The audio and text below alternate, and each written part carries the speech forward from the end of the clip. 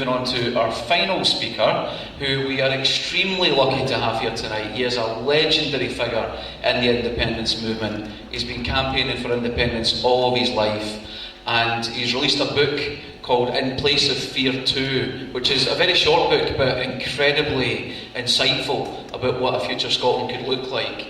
Because the SNP's white paper is out there, and that's something we can all consult, but there are other blueprints that people have come up with for the future direction of Scotland. And once we vote yes, all of these things will be in play. We can really reset the clock and actually start to redesign the country from the ground up. So if you get the chance to read his book, it's over there next to mine. By all means, take that opportunity. But before then, can you please welcome the monumental figure that is Jim Sillars.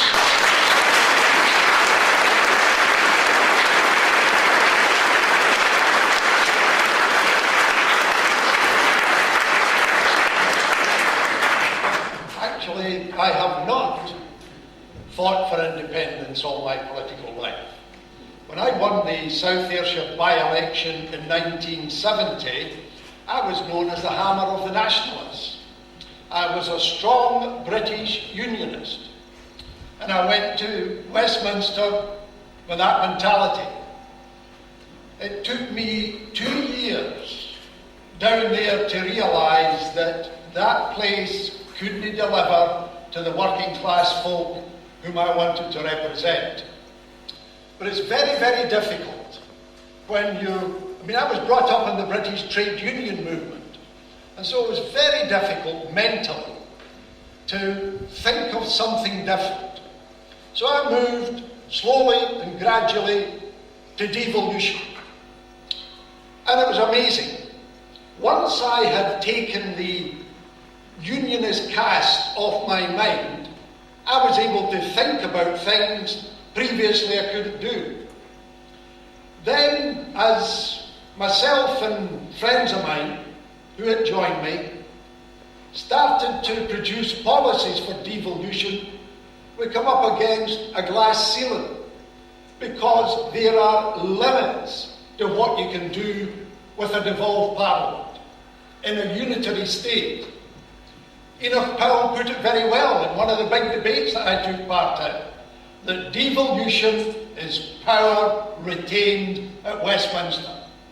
And that's why I then moved to get rid of that glass ceiling and become someone who championed independence. So I've been on a long, long journey to this particular position. And if you look at it, what we're being offered, the most that we are being offered in terms of a prize, if we vote no, is 40% control of the Scottish budget at Holyrood. Well, I wasn't very good at arithmetic in Newton Park Primary School, but even me, I know that if you have 40% and somebody has 60%, they actually control you, you don't control them. And that 60% that they retain are all the major economic levers that matter about your economy. So I've got to explain. It's a long, long journey I've been on. And I retired a long time ago. In fact, in Edinburgh, I was simply known as Margot's man because I hadn't done anything else. I come out of retirement for 3 reasons. One is to stir up the Scottish working class. The second reason is to convince you that you are a talented people with enormous ability and you have latent power which you've never used to change our country for the better. The third reason is about my grandchildren. I'm no voting yes on the 18th of September for Alex Salmond. I'm a member of the SNP. Well, what I'm hoping, when we come to the independence election in 2016, I'll be lined up with Deborah and the Labour for Independence, fighting to get elected a real Labour government with a socialist policy and a socialist idea in their head for the first time for a long time.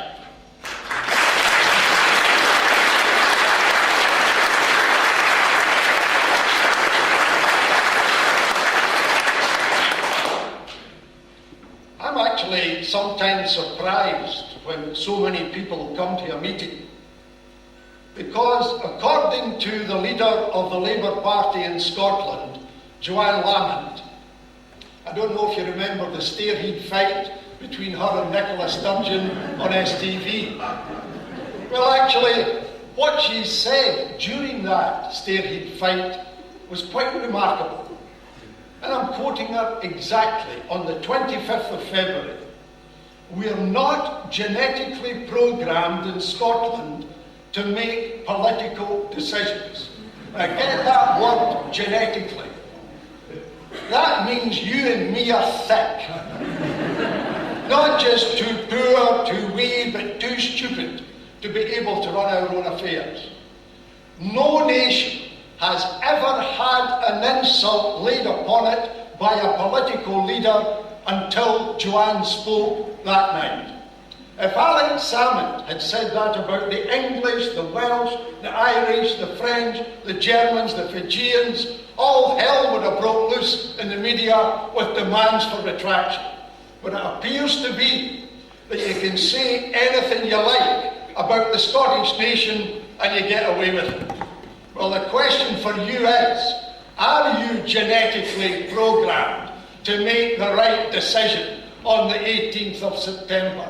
That's the question before us at the present time, and give the media a great big surprise at 10 on that particular night. At the moment, they're telling us, there's an advert. I think I'm living in parallel worlds. Adverts, full-page adverts in the Daily Record the other day, telling us from Better Together that they're going to give us more power, which I've dealt with, and the security of the United Kingdom, the strength of the United Kingdom around us. On another page, in the same Daily Record, Scots eat 2 million food bank dinners. Now, on the one hand, we're told, better together, everything's hunky-dory. In the real world, we've 250,000 children living in poverty. We've got people being humiliated. Last Thursday, I got into a taxi in Edinburgh, and the driver said, "You're not going to believe what I'm going to tell you. The fare before you was an 84-year-old man in a wheelchair who was taken in front of that Atos Outlook to see whether or not he was fit to work. He'd some invalidity benefit, I don't know what the benefit was, neither the driver, but he says, and they had him in his wheelchair, putting him through utter humiliation. Are you fit to work?" That's what better together means. We're going to be poorer together. One of the things they don't tell you about, and Brown and Darling actually should tell you about them, because they contributed to it, the United Kingdom is heading for £1.5 trillion of national debt. It's 1.3 trillion at the moment. They're borrowing 100 billion a year, and it'll be 1.5 trillion by 2017. And you know what they've got to do to tackle that? When the election's finished next year, in May 2015, they're going to impose £25 billion worth of cuts on the public services in 1 year. Now that's a savage attack on public services and the benefits that people very frequently rely upon. And if we vote no, that's the United Kingdom into which we are going to remain. My grandchildren, I'm a grandma, I've got 10 of them. When they get to primary 7 and move on to S1 and secondary, I have sent each one of them a grandpa letter. And every grandparent in here knows they're more likely to listen to Granny and Grandpa than they are to Mammy and Daddy at that particular age. I've written them a letter of advice. And one of the pieces of advice I've had to give them is that if we vote no, Scotland is likely to remain a low-wage, high-poverty, unfair society. And the best advice I can give my grandchildren, as a grandpa, is to get the best skill set they can get. If they're at university, get the best academic qualifications they can possibly get in order to go to Canada, Australia, or New Zealand, where we can get a decent life and some prosperity. That should not be required from any grandparent in Scotland. I want to tell you a couple of things that we can do with power, because that's what this is about. We've 157,000 families on the housing waiting list. That's bad enough without a house. Think of the position of the children in those homes who don't have a room in which they can do their homework. They're handicapped in education as well as being homeless. How do we do something about that? Well, the name I gave to my book, In Place of Fear, is drawn from the first one, an Iron Bevan. He wrote it in 1952. And what an Iron Bevan said was this, that the greatest armament of a socialist is audacity. The audacity to do what the establishment tells you you cannot do. We all take the National Health Service now for granted. It wasn't always that way. When Nye Bevan set out to create the NHS, the political establishment, the economical establishment, and the whole of the medical establishment told him he couldn't do it. But he had the audacity to say, that's the orthodox point of view, I'm unorthodox, I've got the audacity to do it, and we have reaped the benefit of that willpower ever since in the NHS. So how do we solve the homeless problem? Well, you build houses. There isn't any other way. 30,000 houses a year. If you do that, somebody's to quarry the sand, somebody's to make the cement, somebody's to manufacture the bricks, somebody's to transport it, somebody on site, plumbers, slaters, joiners, bricklayers, have actually got to build the houses. You've created work right along the line as well as solving the housing problem. Now I can imagine a Tory saying, this is just one of these socialist pie-in-the-sky ideas, sounds pretty good, can it be done? How are you going to pay for it? Well, it's actually quite simple. If you've got audacity, we are paying now billions of pounds in the private finance initiative introduced and promoted by Gordon Brown to build hospitals and schools. In the city I live in, the Edinburgh Royal Infirmary, before it buys one bandage, pays £56 million to the PFI providers. So what they took the pants off us. So what you do is, if you've got working class power at Holyrood in an independent parliament, you bring them in and you say, we'd like to renegotiate the contracts. And they're going to say, well, we wouldn't like to renegotiate the contracts. And you say to them, well, there's a problem for you. We have the legislative power in that parliament.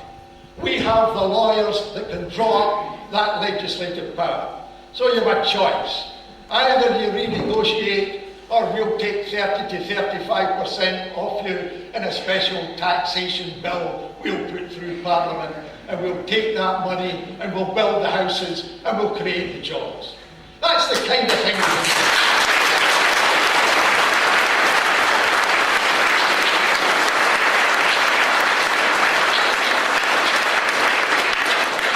Like Michelle, I'm going to talk about oil.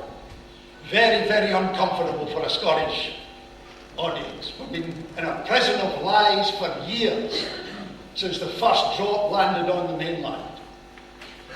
There's 21 billion barrels still in the North Sea. And there's oil and gas in the Clyde, which we've not been able to get at because the Trident nuclear submarines wouldn't be able to navigate their way past the Ailsa Craig. Think of this. 21 billion barrels for 5 million people is of greater value than 21 billion barrels for 60 million people inside the UK. Let's take the lottery tonight. Now suppose I win half the lottery. £1 million comes to me. Everybody in here gets the other million because you're in a syndicate. Well, that million for me, the individual, is far more valuable than the million divided up by everybody in here. And similarly, that 21 barrels for 5 million people is an enormous resource for us to use. But it doesn't end there. If we are independent, we can have ideas that at the moment are impossible. Think what we can do with some of the black stuff. So all the arguments have been about the tax take. Think of what we can do with the actual stuff itself. Not a big proportion of it, because there are only 5 million of us. If we take that and we abolish fuel duty, which we can, and use that small proportion of oil to produce cheap petrol, cheap diesel, and cheap jet fuel for aircraft, think of the impact on the economy. Folks get more money in their pockets to spend locally. Our transport industry, all the folk who run lorries, suddenly become the most fuel efficient in the whole of Western Europe. And think of the difference it will make to the tourist industry if we can offer folk in the northeast and northwest of England access to cheap petrol and diesel to go beyond the line which they normally stop at, Glasgow to Edinburgh. Just with that one policy, we create more jobs. The final point I have to make is this. I understand the anxieties of workers in Rosyth and on the Clyde. I've even heard rumours that some folk have been told that you better vote no or you'll lose your job. Well, if I was a shop steward, I'd say, is that right? Well, you give me a written cast iron guarantee that's legally enforceable that if I vote no, I'll keep my job forever. You're no likely to get that kind of guarantee. But we don't need that kind of guarantee. There's 2 aircraft carriers built in Scotland. The Royal Navy's so skint it can't actually put a crew on both of them. The one that's being launched, they're still so skint they can't put aircraft on the aircraft carrier. Let us take the second aircraft carrier, which they don't know what to do with. It's not an asset, it's a liability. And instead of us sending it to sea as a warship, as a platform to kill people, how about converting it into a hospital ship and an international rescue ship? There's one called the Africa Mercy, which operates off the coast of Africa. 16,500 tons, that's all it is. There's 3,300 operations a year. Goes into villages and takes Waynes, for example, with a cleft palate and cures it. Just you think of the transformation of that child's life when that operation takes place. That's with a 16,500. What about a 70,000 ton hospital ship manned by our young men and women not going out to kill anybody, but actually going out to heal people all over the world who are deficient in medical care? And not only can we do that with that aircraft carrier, we can actually start to build other specialist hospital ships, because the aircraft carrier can't get in to some of the harbours in the world, but 16,500 tonners can in fact do so. What I've got to say to the men at Rosyth, and I've said to the men in the Clyde, use your imagination. Is the only thing we can do to build warships when there's a human need for other kind of vessels in this world? Can we not meet that need?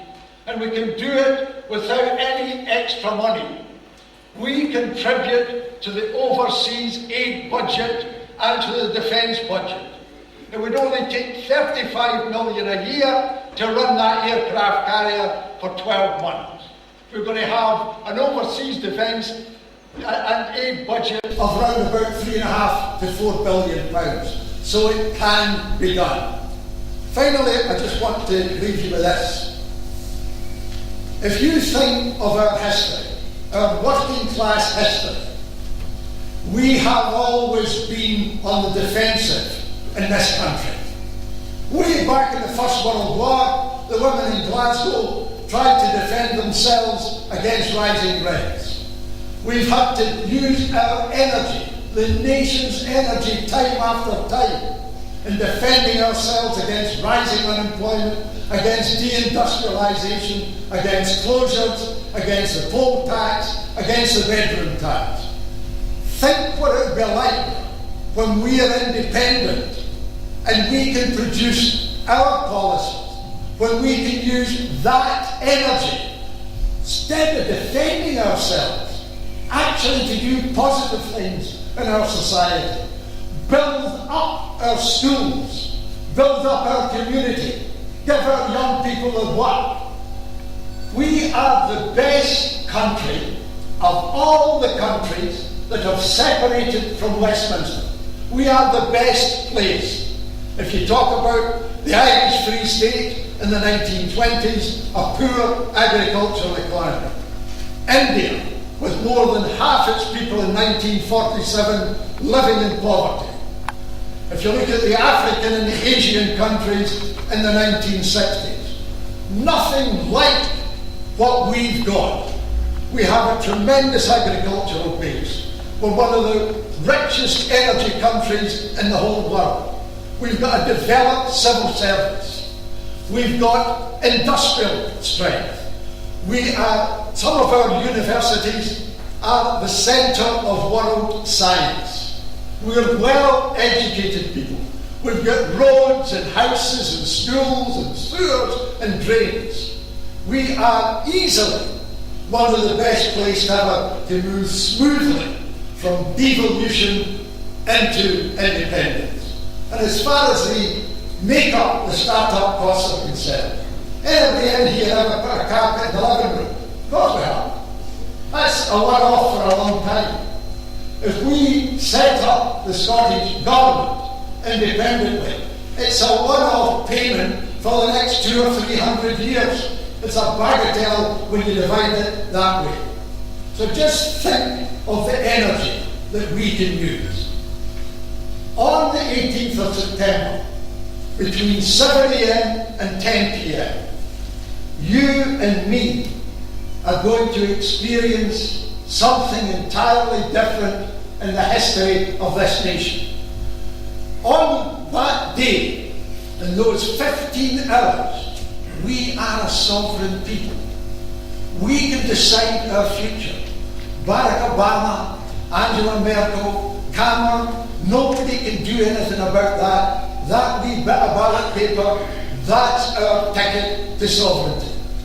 What happens a minute after 10 p.m. is a decisive time. Vote no and nothing will happen. Vote yes and the Scottish working class can look itself in the mirror and say, at long, long last, our time has come.